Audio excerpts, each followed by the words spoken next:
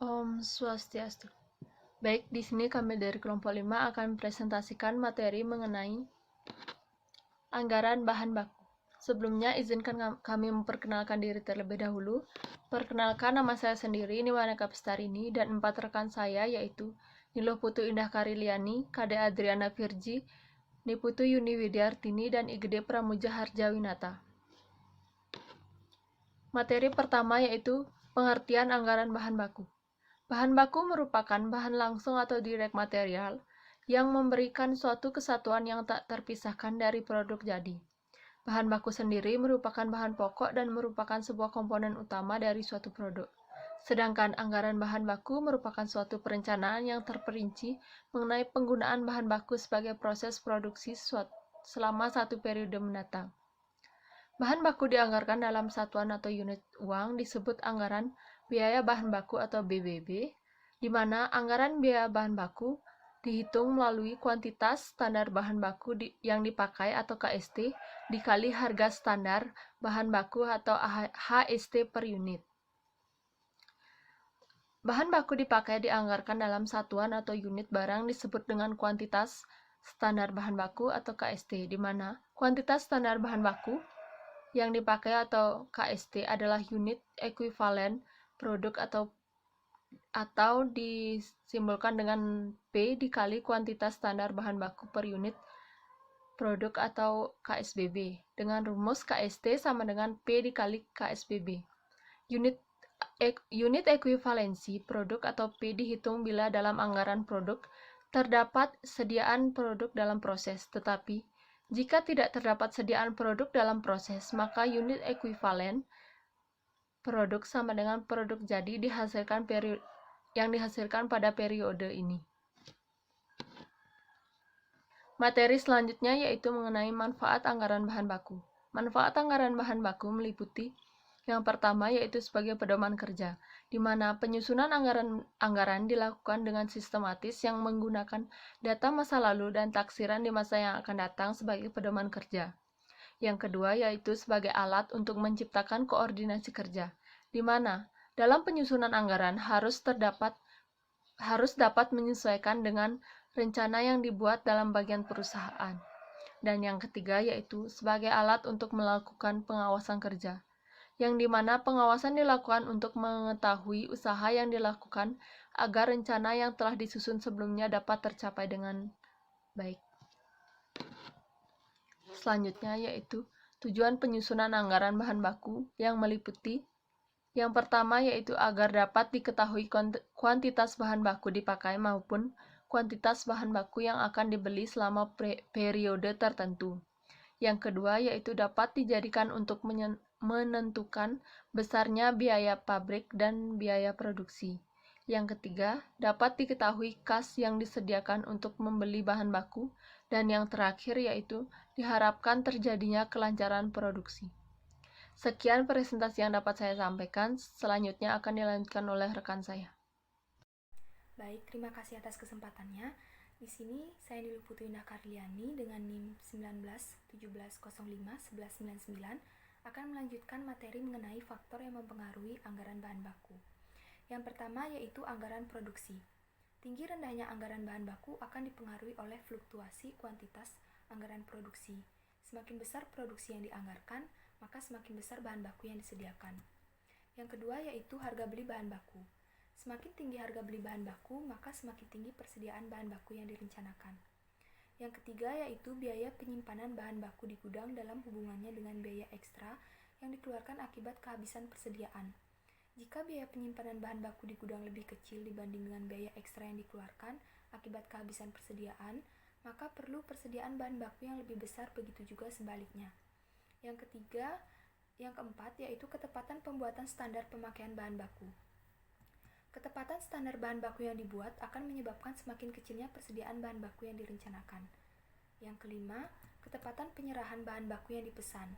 Jika penyerahan bahan baku yang dipesan dilakukan dengan tepat waktu, maka akan semakin kecil persediaan bahan baku yang direncanakan. Dan yang terakhir yaitu kuantitas bahan baku tiap kali pesan. Apabila jumlah bahan baku yang dipesan besar, maka persediaan bahan baku yang direncanakan juga besar. Selanjutnya yaitu mengenai penyusunan anggaran bahan baku. Rumus yang dapat digunakan untuk menyusun anggaran bahan baku yaitu sebagai berikut. Belian bahan baku yaitu dihitung dari jumlah unit dikali harga per unitnya dan didapatkan hasil belian bahan baku tersebut. Dan selanjutnya yaitu sediaan bahan baku awal, begitu juga seterusnya. Bahan baku tersedia, jumlah dari bahan baku tersedia itu didapat dari belian bahan baku ditambah sediaan bahan baku awal. Dan bahan baku dipakai didapatkan dari bahan baku tersedia dikurangi dengan sediaan bahan baku akhir. Baik, di sini ada ilustrasi. Misalkan perusahaan kecap asli pada tahun 2016 bermaksud untuk menyusun anggaran bahan baku dengan data sebagai berikut. Anggaran produk setahun 182 unit produk jadi, kuantitas standar bahan baku dipakai per unit produk 2 ons, harga standar bahan baku per onsnya Rp160, sediaan bahan baku awalnya 26 ons. Dari data tersebut dapat dihitung kuantitas standar bahan baku dipakai atau bahan baku dipakai yang dianggarkan setahun sebanyak 182 unit dikali 2 ons sehingga mendapatkan hasil 364 ons. Setelah itu dapatlah disusun anggaran bahan baku seperti pada tabel berikut. Nah, pada tabel ini bisa dijelaskan sesuai dengan ilustrasi pada slide sebelumnya, yaitu beban bahan baku dalam onsnya 403 ons, harga per onsnya yaitu Rp160, sehingga didapatkan hasilnya yaitu Rp64.480. Sediaan bahan baku yaitu 26 ons, harga per onsnya yaitu Rp160, dan didapatkan hasilnya yaitu Rp4.160. Bahan baku tersedia yaitu hasil dari beban bahan baku ditambah dengan sediaan bahan baku yaitu 429 ons, harga per onsnya tetap yaitu 160 ons, dan hasilnya didapat 68.640 ons.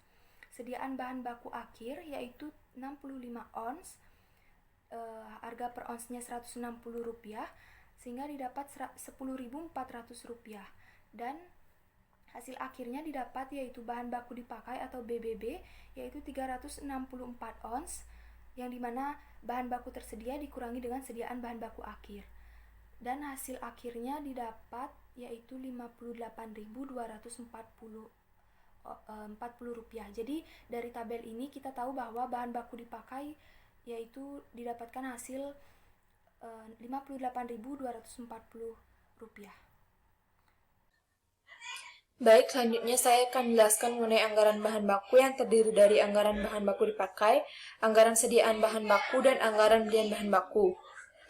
Biaya bahan baku standar per unitnya, misalkan untuk produksi kecap diperlukan suatu bahan baku kedelai hitam dan merah.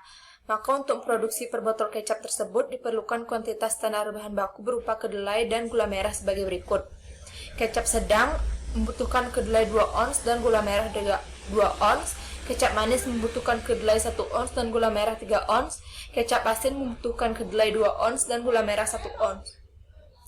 Maka, biaya bahan baku standar per unitnya dapat dihitung dengan cara harga beli bahan baku kedelai ditambah dengan ongkos angkutan sebesar Rp900.000 dan Rp190.000 dikurangi potongan beli bahan baku sebesar Rp90.000, maka harga pokok bahan bakunya yaitu Rp1 juta.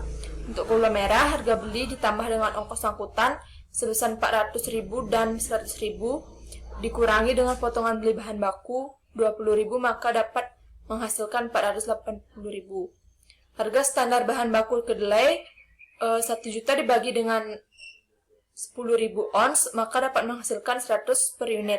Untuk harga standar bahan baku gula merah 480.000 dibagi dengan 8.000 ons sama dengan 60 per ons. Maka untuk menghitung biaya bahan baku standar per unit produk, dapat dikalikan kuantitas standar bahan baku dengan harga standar bahan baku, atau dinyatakan dengan rumus sebagai berikut. PBSP sama dengan KSBB kali HST. Selanjutnya, pada tabel berikut disediakan bahwa jenis kecap sedang biaya bahan baku standarnya per botol kecap yaitu 320, untuk kecap manis biaya bahan baku standar per botol kecap 280, dan untuk kecap asin biaya bahan baku standar per botol kecap sebesar 260. Baik, selanjutnya akan dilanjutkan oleh rekan saya. Baik, di sini saya akan melanjutkan presentasi dari rekan saya, di mana saya akan membahas mengenai anggaran bahan baku dipakai. Kuantitas standar bahan baku dipakai, misalkan, pada anggaran produk perusahaan kecap asli selama tahun 2016, memproduksi kecap setiap triwulan sebagai berikut. Triwulan pertama, kecap sedang 22 botol, kecap manis 13 botol, kecap asin 9 botol. Jumlah dari triwulan pertama yaitu 44 botol. Triwulan kedua, memproduksi kecap sedang 23 botol, kecap manis 13 botol, kecap asin 10 botol. Jumlah dari triwulan kedua yaitu 46 botol. Triwulan ketiga, kecap sedang 24 botol, kecap manis 14 botol, kecap asin 9 botol. Jumlah dari triwulan ketiga yaitu 47 botol. Sedangkan pada triwulan keempat, kecap sedang 26 botol, kecap manis 14 botol, kecap asin 10 botol. Jumlah dari triwulan keempat yaitu 50 botol. Jumlah dari triwulan pertama ditambah triwulan kedua ditambah triwulan ketiga dan ditambah triwulan keempat sama dengan 187 botol. Berdasarkan anggaran produk tersebut dan ditambah data kuantitas standar bahan baku KSBB pada tabel dapat disusun kuantitas bahan baku dipakai KST seperti pada tabel berikut. Tabel perusahaan kecap asli, kuantitas bahan baku dipakai dalam pos tahun berakhir 31 Desember 2016. Baik, selanjutnya. Anggaran biaya bahan baku. Tabel perusahaan kecap asli, anggaran biaya bahan baku tahun berakhir 31 Desember 2016. Selanjutnya, anggaran sediaan bahan baku. Kedelai 10 ons at Rp 100 sama dengan Rp 1000. Gula merah 15 ons at Rp 60 sama dengan Rp 900. Lalu ditambah 1000 ditambah 900 sama dengan 1900. Perusahaan kecap asli menetapkan perusahaan sediaan bahan baku 8 kali.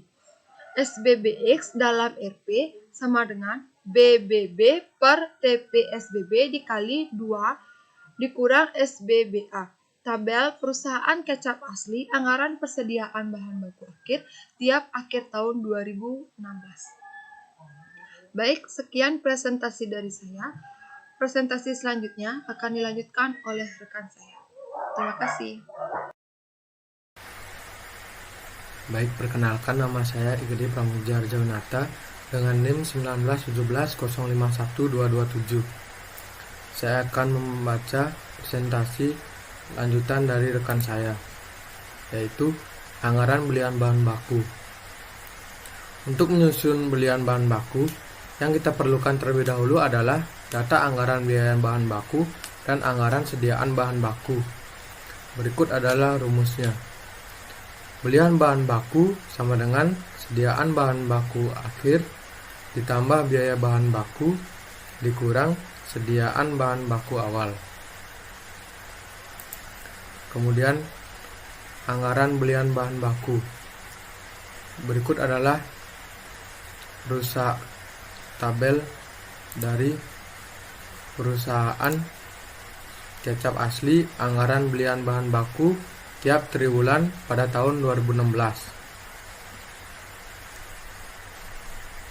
Biaya bahan baku dalam triwulan 1 jumlahnya 167 ons, kemudian 13.020 rupiah. Kemudian sediaan akhir pada triwulan 1 jumlahnya 16,75 ons dan harganya 1.355. Kemudian bahan baku tersedia pada triwulan 1 berjumlah 183,75 dan harganya berjumlah 14.375. dan seterusnya. Kemudian laporan belian bahan baku,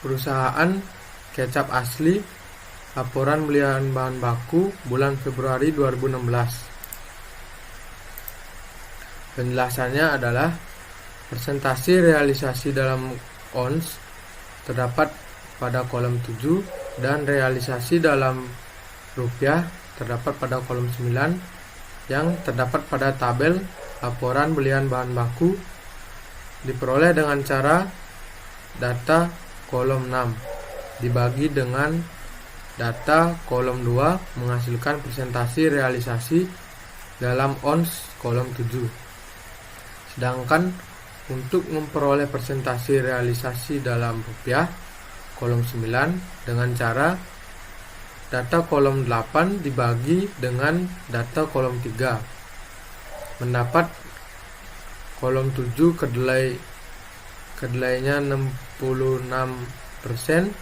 dan kolom 9 65%. Hal ini menunjukkan terdapat penghematan harga kedelai 1%. Sebaliknya gula merah dalam kolom 7 sebesar 62% dan kolom 9 sebesar 63%. Hal ini berarti terdapat pemborosan harga gula merah. Pemborosan harga gula merah 1% tersebut tentu saja tidak dibenarkan, terkecuali tidak mengganggu arus kas dan dalam keadaan darurat.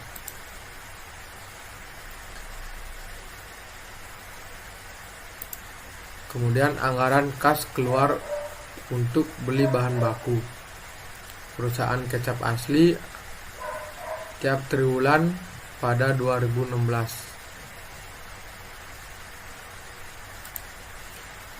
Di sini anggaran kas keluar untuk belian bahan baku. Bila beli bahan baku seluruhnya dibayar tunai, maka anggaran kas keluar untuk beli bahan baku sama dengan anggaran belian bahan baku, sehingga tidak perlu lagi membuat anggaran kas keluar untuk beli bahan baku. Akan tetapi, bila beli bahan baku sebagian tunai dan sebagian lagi kredit atau seluruhnya kredit, maka dibuat lagi anggaran kas untuk beli bahan baku dan juga dibuat anggaran utang usaha. Misalkan syarat belian 80% tunai dan 20% kredit. Berikut adalah contoh tabelnya.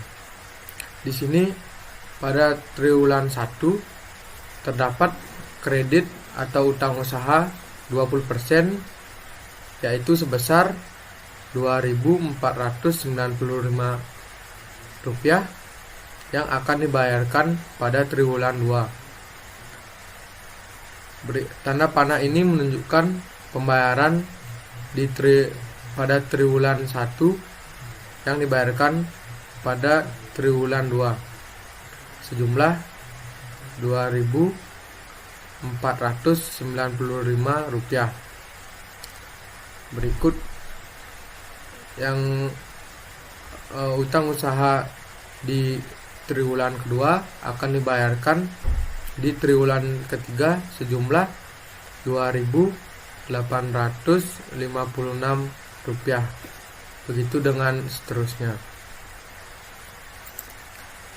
Sekian presentasi dari kelompok kami. Jika ada salah kata, kami mohon maaf, dan kami akan membuka sesi tanya jawab. Terima kasih.